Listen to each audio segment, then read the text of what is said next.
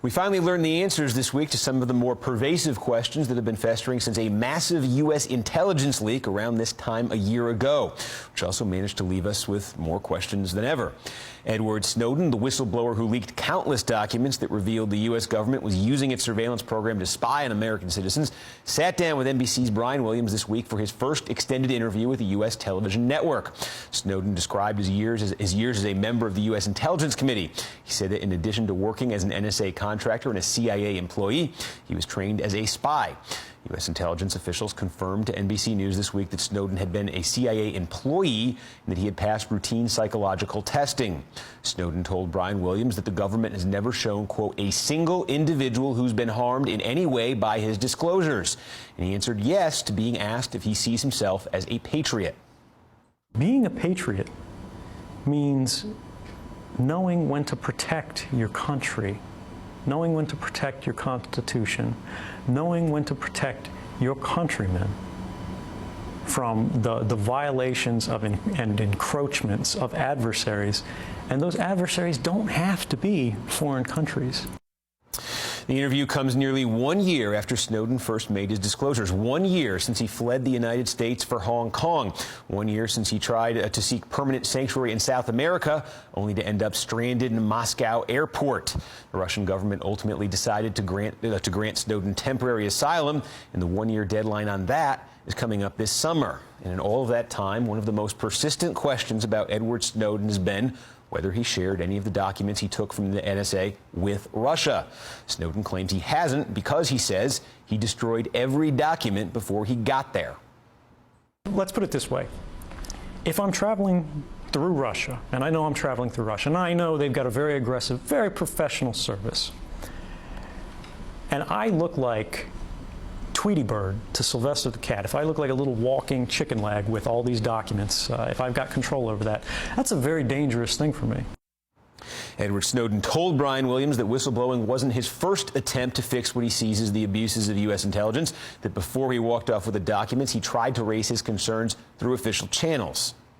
I had raised these complaints not just officially, in writing, through email, to these offices and these individuals, but to my supervisors, to my colleagues, in more than one office. I did it in Fort Meade, I did it in Hawaii. The NSA fired back the day after the interview aired and said it had found only one email from Snowden in which he asks for a clarification on a legal issue, not whistleblowing. Snowden responded to NBC News on Friday saying, quote, the NSA's new discovery of written contact between me and its lawyers after more than a year of denying any such contact existed raises serious concerns. Called the NSA's release incomplete and added, quote, fact is that I did raise such concerns both verbally and in writing and on multiple continuing occasions, as I have always said and as the NSA has always denied.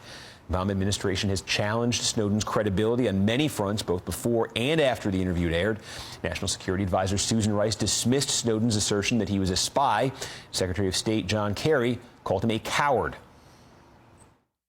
You can go back to the Pentagon Papers with Dan Ellsberg and others who stood and went to the court system of America and made their case. Edward Snowden is a coward, he is a traitor, and he has betrayed his country. And if he wants to come home tomorrow to face the music, he can do so. Snowden said in the interview that he wants to come home, but he believes that under the Espionage Act, he wouldn't get a fair trial. Backing him up on that now is Daniel Ellsberg himself, the Pentagon Papers whistleblower that Kerry used as a comparison. He's a fugitive, not, as Secretary Kerry says, from justice. Edward Snowden is a fugitive from injustice.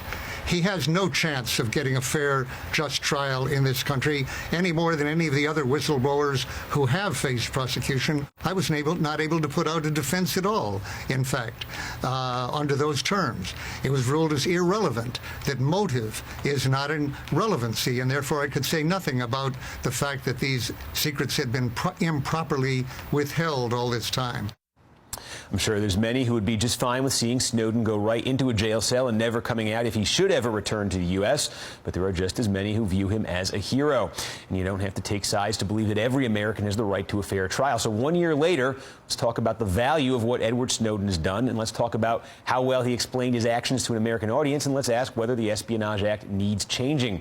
For that, I want to bring in Ben Wizner. He's a lawyer for Snowden and the director of the ACLU Speech, Privacy, and Technology Project. And Bill Scher, he's a founder of the site liberaloasis.com, which made the case, and he made the case this week, in Politico, about when the NSA was still good for America. So I thinking in terms of how to organize this discussion, I think there are two questions I kind of want to start off and just get both of your feelings on this, because I think there might be some differing views here. Let me start with the question of the idea of damage to the U.S. intelligence community, damage to the United States, allegedly done by these leaks. In the interview, Edward Snowden says, hey, the government has had a year. They can point to no damage. Ben, I assume that's something you agree with, but can you make that case? Yeah, well, I think that there's a lot of accusations and very, very little evidence. Remember, we're talking about information that has been disclosed through news organizations. The number of documents that Edward Snowden has revealed to the public remains zero. Everything that has been released to the public has been released because reporters and editors at the New York Times, the Washington Post, the Guardian, and others, in consultation with the government, have decided to publish these stories because they have calculated that the publication was in the public interest, and they have not agreed with the government's claim of national security harms in those stories. So I do want to make that clear as a factual predicate here. But these are documents that he took. These are highly classified documents that he took. And I'm not talking from the question here of legal culpability. Right. I'm talking about the claim of harm to national security. The government has not pointed to specific concrete harms from the publication of the stories. And in fact, we've seen the Pulitzer Prize Committee agreeing with Snowden, not the government, and giving highest journalism awards. But isn't there, I mean, if somebody can take this many documents this sensitive, and give them to a journalist and have them published, isn't there some damage there? Just if somebody can do that and get away with it, isn't there some damage to? I agree. There's a serious problem. There's a serious problem.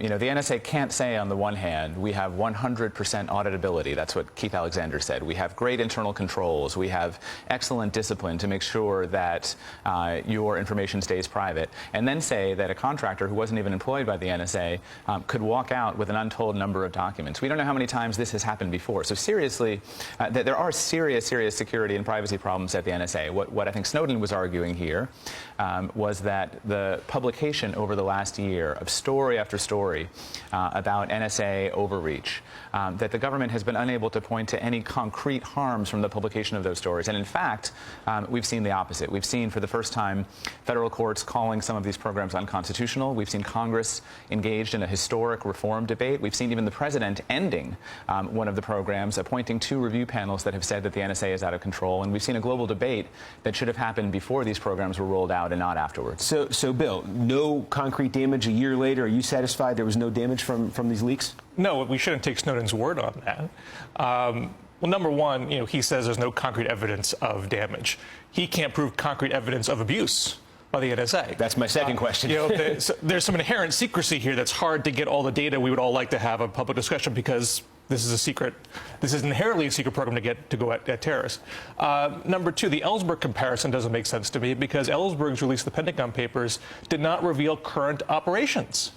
It's a different type of crime, and so Snowden is facing harsher music because he did a harsher thing, and if he doesn't want to cop to that, you know, that's his problem. By the way, it's not true, Steve, that the documents that Snowden released didn't show concrete abuses by the NSA. I mean, one of them was an Inspector General report that showed that the NSA had abused its own authority almost 3,000 times in 1 year, and the Senate intelligence community hadn't even seen that report before it was published. There was a part of this interview that really jumped out at me, because on the surface it seemed you know, pretty scary and pretty chilling. It was when Brian Williams took out the cell phone, if everybody was watching this, and Edward Snowden just described, hey, here's all the ways they can sort of monitor you and profile you just with this. If you search for a New York Rangers hockey score on this cell phone, they can build this whole profile about you. And I said, wow, that sounds, you know, really scary. That sounds Big Brother, all that. But has that actually been happening to ordinary citizens? Is the government using this for sort of, for malign purposes against ordinary American citizens?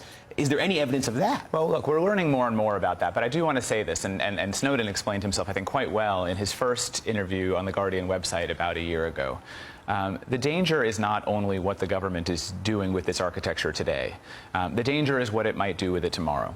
That it is building a system without the consent or approval of the public that allows it to capture and store all communications and essentially to create a surveillance time machine that allows it to kind of hit rewind on all of our lives.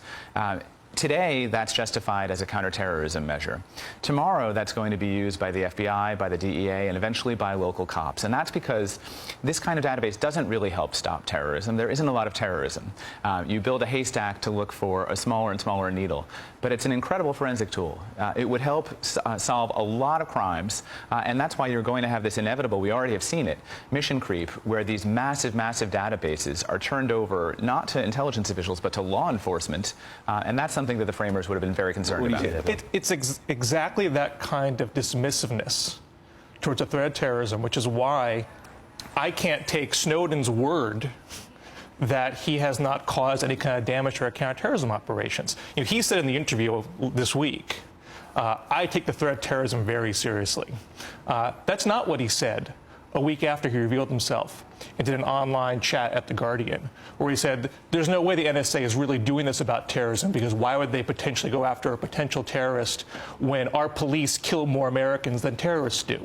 That's not an attitude that says you're taking terrorism very seriously. I take the point that there isn't a lot of terrorism in the world, but there are actual terrorists. This is not a made-up concern. No, but it's not what the NSA is doing mass surveillance for. And if you believe that, you've been suckered. I mean, they are not spending tens of billions of dollars a year trying to intercept every single communication in the world because of terrorism. So why? But that's what I want. Why are they doing that then? They're doing it for a lot of reasons. Well, I mean, so in current usage, they're using it for economic espionage. They're using it for diplomacy. Basically, they have all kinds of customers in three-letter agencies who go to the NSA and say, tell us this, that, or the other. And some of the stories that we've seen recently have involved NSA passing this information to the FBI, passing it to the DEA for drug investigations when they're intercepting and storing every single phone call, for example, from the Bahamas. And that's not because of Al-Qaeda.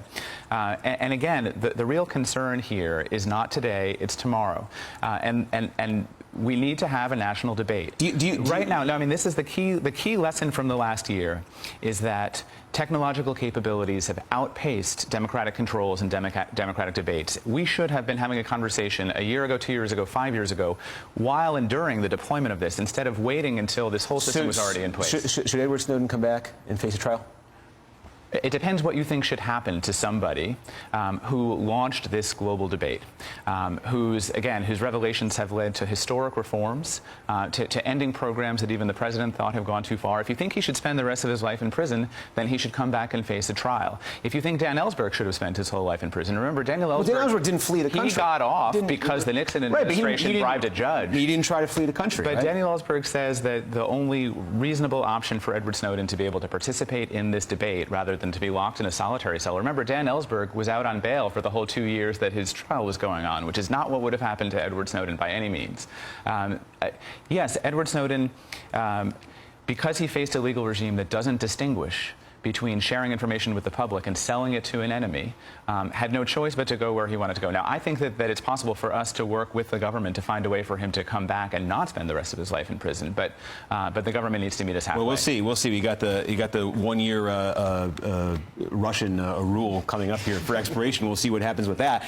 I don't know. I mean, it always seemed to me part of the deal is, you know, fair or unfair, if you're going to claim whistleblower status, if you're going to leak highly classified stuff, if you're going to bring it out there, part of that deal is you got to stand and take the consequences of it. And do you think that people who use the Underground Railroad should have stayed and faced the consequences of the Fugitive Slave Act? We don't actually always mean that. So you're likening Edward Snowden? That's not what I'm likening. That's quite a comparison. No, I'm saying if Reverend King had gone to New York instead of going to prison in Birmingham, no one would have said he didn't stay in Birmingham to face the music because he fled to New York instead of going to the prison. But part of the moral power of that was that he, you know, civil disobedience. He was willing to get arrested. He was willing to pay the price legally, even if it was unjust. That's part of the moral power of of civil disobedience. And it may be that Edward Snowden would have more moral power if we never saw him again because he was in a special administrative measures in an isolation cell and couldn't speak to the public and couldn't speak to the press. Right. Instead he's in a country that does that to its own citizens routinely. He's in Russia. I mean,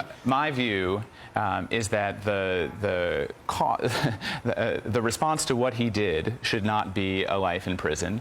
I do hope that he can leave Russia. He hopes that he can leave Russia. One possibility would be for the U.S. to agree for him to go to a third country, a bridge, a place that isn't Russia, that would be better for everybody's national security and the ultimate goal is for him to come back to the United States. Okay, we run long here. I'm sorry, Bill, this was not a balanced time here. This is an organic discussion. Anyway, I appreciate it. I want to thank Bill Scher from liberaloasis.com, Ben Wizner from the ACLU. It was supposed to be 2 blocks, but it might have been 2 blocks anyway with the time we use. Anyway, lots more to come, including a small party on the left that is causing major problems for a big-name Democrat who's not seen as liberal enough. We have all the late-breaking details in that long-brewing feud. But first, the woman who is trying to turn the ruby red state of Texas blue this year. She joins us next.